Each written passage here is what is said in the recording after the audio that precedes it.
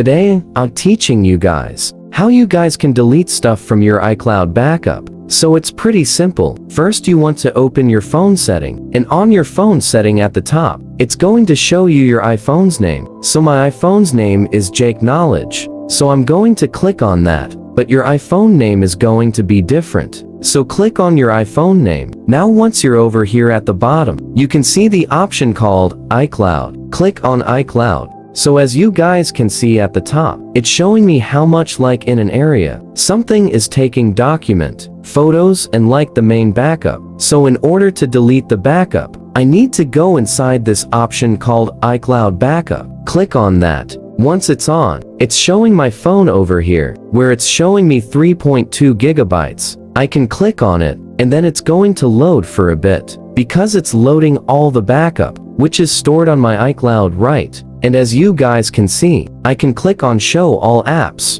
and all the app is being shown over here, which means all these apps, backup is being stored on my iCloud. So if I want to remove any backup, let's say I want to remove the backup of this app, called Facebook, I can like turn it off, and it's going to show me this. Do you want to turn off Facebook backup and delete the backup from iCloud? And if you turn that off now, your Facebook in the future is not going to be backed up, and the current backup, which is already stored on your iCloud, is going to be deleted. So if you're sure with that, just click and turn off. As you guys can see, Facebook backup just has been turned off, and all the backup of Facebook stored on iCloud is deleted. That's how we guys can delete stuff from your iCloud backup. Hit the subscribe to our channel